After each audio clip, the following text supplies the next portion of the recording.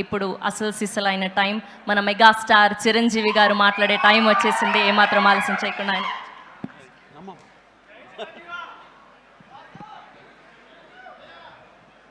ఈ అద్భుతమైన కార్యక్రమానికి విచ్చేసిన ప్రతి ఒక్కరికి హృదయపూర్వక నమస్కారాలు. ముఖ్యంగా నాకు తెలిసి గత 2-3 ఏళ్ళగా వాళ్ళు చేసే ఇతర సామాజిక కార్యక్రమాలతో పాటు ఈ కార్యక్రమం కూడా, ఈ సామాజిక సేవ, ఈ బ్లడ్ డొనేషన్ అనేది కూడా మొదలుపెట్టి నాకు అత్యంత ఆప్తుడైన చుక్కపల్లి సురేష్ గారు మరింత దగ్గరయ్యారు నా హృదయానికి. ఈ సందర్భంగా ఇంత చక్కటి కార్యక్రమం, ఇంత సేవా కార్యక్రమం చేస్తున్న నా మిత్రుడు, సోదరుడు చుక్కపల్లి సురేష్ గారికి నా హృదయపూర్వక ధన్యవాదాలు, నమస్కారాలు తెలియజేస్తున్నాను. అలాగే ఆయనకి కుడి ఎడమలుగా ఆకాష్, అవినాష్ ఇద్దరు అత్యుత్తమ కుమారులు. వాళ్ళు ఈ కార్యక్రమాన్ని వాళ్ళ భుజస్కంధాల మీద వేసుకొని దీన్ని ఇంత చక్కగా, ఇంత పెద్ద ఎత్తున, ఇంత మెగా బ్లడ్ క్యాంప్ చేయటం అన్నది, దానికి ఎంతో కొంత సహకరించిన మా చిరంజీవి చారిటబుల్ ట్రస్ట్కి ఎనలేని సంతృప్తిని ఇచ్చావు. తద్వారా నాకు ఎంతో సంతోషాన్ని మిగిల్చావు అవినాష్. So wonderful. అండ్ ఈ రోజున ఇది కార్యక్రమానికి విచ్చేయటమే కాకుండా బ్లడ్ డొనేట్ చేసిన బిడ్డలాంటి తేజాకి నా హృదయపూర్వక ధన్యవాదాలు తెలియజేస్తున్నాను. And excellent. నేను అడిగింది ఫస్ట్ టైం అని కాదు, ముందు నుంచి ఇచ్చాను. సో బతికిపోయావు. లేదంటే కనుక నన్ను ఇన్స్పిరేషన్ కానీ బయట మాట్లాడుతుంటావు, ఈ బ్లడ్ డొనేషన్ దాంట్లో తీసుకోలేదేమనుకోను. Wonderful. Please keep rocking. And ఇక్కడ ఏడి ఇచ్చేసినటువంటి సంయుక్త గారికి, అలాగే Chiranjeevi charitable trust chief medical officer doctor Madhavi, నా చెల్లి, తనకి, అండ్ ఈ కార్యక్రమాన్ని ఇంత బాగా నిర్వర్తించడానికి మరో పరోక్షంగా ప్రతి పురుషుడు వెనుక ఒక స్త్రీ ఉండాలి, దానికి మిసెస్ సురేష్ గారికి, వారి ఇతర సిబ్బందికి నా హృదయపూర్వక ధన్యవాదాలు తెలియజేస్తూ, మరీ ముఖ్యంగా ఈరోజు నేను మెన్షన్ చేయాల్సింది, ఇక్కడ ఈ కార్యక్రమానికి విచ్చేసి దాదాపుగా 1000 మంది సాయంత్రం లోపల బ్లడ్ డొనేట్ చేస్తుంటే రక్తదాతలకి నేను మరీ మరీ మరీ శిరస్సు వంచి నమస్కరిస్తున్నాను. వాళ్ళు ఈ రోజున బ్లడ్ ఇవ్వటం అన్నది కేవలం వాళ్ళకి ఎనలేని సంతృప్తి వస్తుంది, కానీ ఆ బ్లడ్ మూలంగా ఒక ప్రాణం కాపాడబడుతుంది. ఇది నేను ఎప్పటి నుంచో ఎన్నో ఏళ్లబట్టిగా నేను అనుభవిస్తున్నటువంటి గొప్ప ఫీలింగ్ ఇది నాకు. అంటే చాలాసార్లు చెప్పాను, కానీ ఎప్పటికప్పుడు కొత్త జనరేషన్, కొత్త యువకులు వస్తున్నారు కాబట్టి నేను మళ్ళీ చెప్పాల్సినటువంటి ఆవశ్యకత ఎంతైనా ఉంది. ఎందుకంటే ఇది చాలామందికి స్ఫూర్తినిచ్చే ఒక అంశం. ఈ చెప్పబోయే ఈ విషయం ముఖ్యంగా ఒక జర్నలిస్టు సోదరుడికి నేను ఆజన్మాంతరం రుణపడి ఉంటాను. నన్ను థాట్ ప్రవోక్ చేసి నన్ను ఇన్స్పైర్ చేసినటువంటి ఆ ఒక మ్యాగజైన్ సంబంధించిన ఒక జర్నలిస్ట్ రాసిన ఒక రైటప్ నాలో ఈ స్పృహ నాకు వచ్చేలాగా, నేను ఈ బ్లడ్ డొనేషన్ వైపు డ్రైవ్ అయ్యేలాగా ఆ ఆర్టికల్ నాకు ఎంతో దోహదపడింది. సో ఆ రాసిన మనిషి ఎవరో ఏమిటో నేను మళ్ళీ ఎప్పుడు కలవలేదు, కానీ ప్రతిసారి అతను తలుచుకుంటూనే ఉంటాను. ఈ సందర్భం కూడా అతనికి నా హృదయపూర్వక ధన్యవాదాలు తెలియజేస్తాను ఆ జర్నలిస్ట్ సోదరుడికి.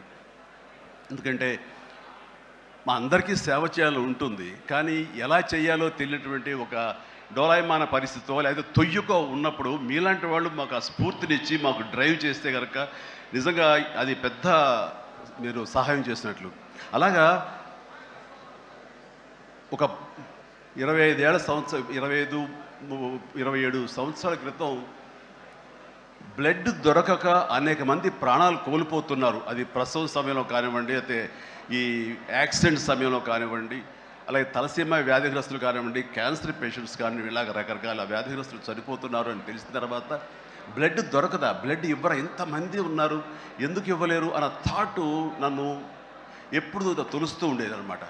సో మన ఫ్యాన్స్ని మనం వేరే వాటికి డ్రైవ్ చేసే కంటే వేరేగా వాళ్ళని వాడుకుంటూ మన కీర్తి మరింత పైకి ఎదిగేలాగా వాడుకునే కంటే వాళ్ళని ఈ బ్లడ్ డొనేషన్ వైపు మనం మళ్లించగలిగితే కనుక, వాళ్ళు అత్యంత శక్తివంతమైన మనుషుల్ని సామాజిక సేవ వైపు మనం డ్రైవ్ చేయగలిగితే, వాళ్ళని ఛానలైజ్ చేయగలిగితే కనుక, ఆ కన్న తల్లిదండ్రులు కానీ, ఆ సొసైటీలో ఉన్నటువంటి ఇతర వ్యక్తులు కానీ, ఆ సమాజంలో వాళ్ళు కానీ వాళ్ళ పట్ల ఉన్న దురభిప్రాయాలని పోగొట్టుకుని మంచి అభిప్రాయం ఏర్పడుతుంది కదా, వాళ్ళకి అల్లని సంతృప్తి వస్తుంది కదా, తద్వారా నేను కూడా ఎంతో సంతృప్తి చెందిన వాడిని అవుతాను, ఒక మంచి పని చేసినటువంటి దానికి నాంది పలికిన వాడిని అవుతానంటూ ఆ రోజు నేను ఇచ్చిన పిలుపు, నిరంతరంగా పెర్సిస్టెంట్గా ఇచ్చిన పిలుపుకి ఈ రోజున వేల మంది, లక్షల మంది ఈ రోజున ఈ కార్యక్రమాల్లో పాల్గొంటూ వస్తున్నారు. ఎనలేని సంతృప్తి పొందడమే కాదు, ఎంతోమందికి ప్రాణాలని కాపాడుతున్నారంటే కనుక అది నాకు చాలా గర్వకారణంగా ఉంది. ఇందాక తేజ సజ్జ అన్నట్లుగా ఈ బ్లడ్ డొనేషన్, రక్తదానం అనేసరికి గబుక్కని స్ఫురించే పేరు చిరంజీవి అన్నారంటే కనుక భగవంతుడు నాకు ఇచ్చిన గొప్ప అవకాశం.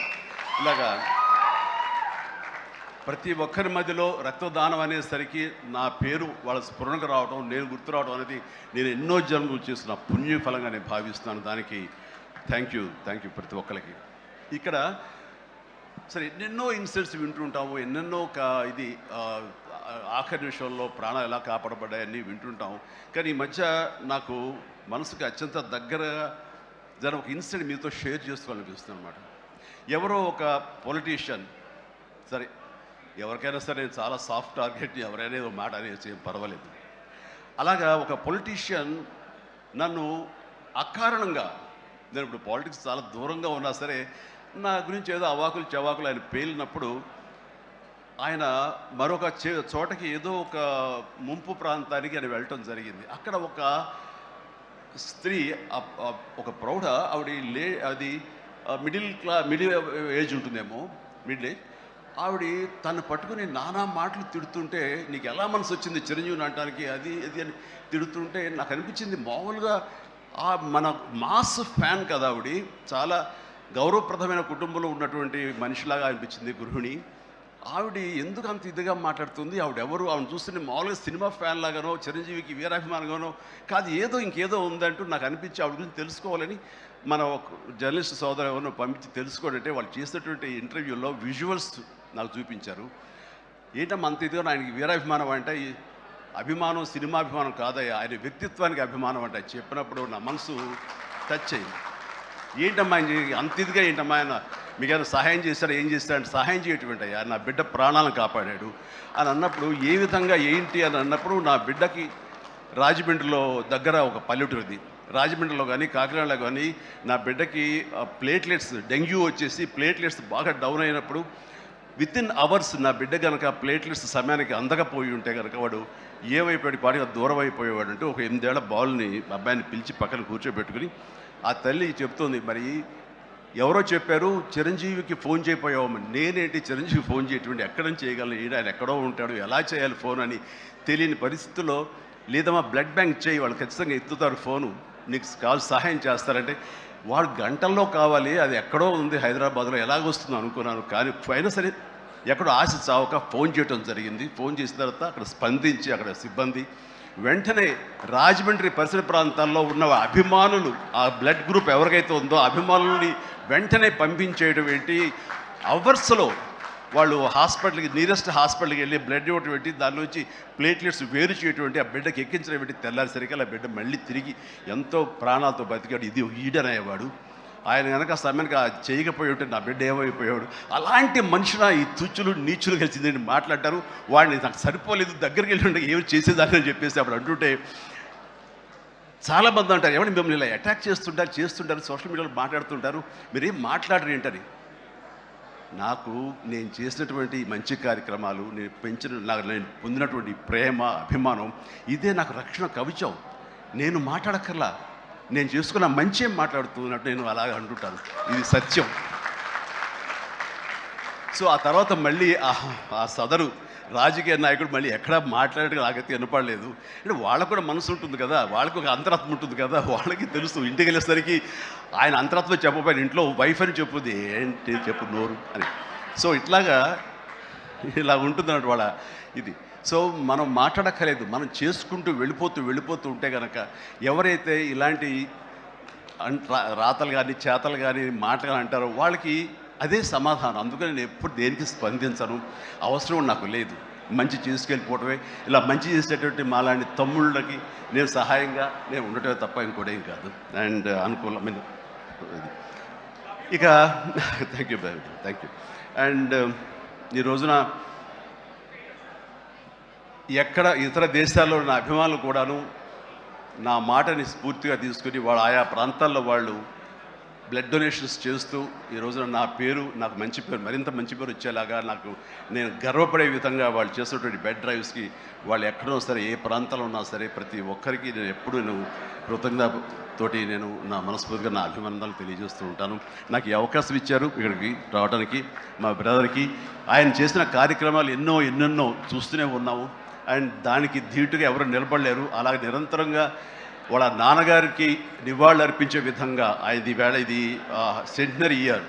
సో 100 సంవత్సరాల ఇది ఆయనకి నివాళులు అర్పించేలాగా ఆయన గర్వపడి కొడుకుని చూసుకుని ఎక్కడో సరే గర్వపడే స్థాయికి ఆయన సహాయ కార్యక్రమాలు చేయటం అన్నది ఆయనకి ఇచ్చేటువంటి గొప్ప నివాళి. అండ్ ఈ సందర్భంగా మా బ్రదర్ని నేను మనస్ఫూర్తిగా అభినందిస్తున్నాను. అండ్ ఇలాంటి కార్యక్రమాలు ఎప్పుడు చేసినా సరే నన్ను పిలవండి, మీకు అందుబాటులో ఉంటాను, అందరూ కలిసి చేద్దాం. అండ్ ఫ్యూచర్లో మీరు ఎక్కడ ఏం చేసినా సరే మంచి కార్యక్రమాలు నాకు అవకాశం ఇవ్వండి, మీతోనే ఉంటాను. And thank you everybody. నమస్తే, థ్యాంక్ యూ.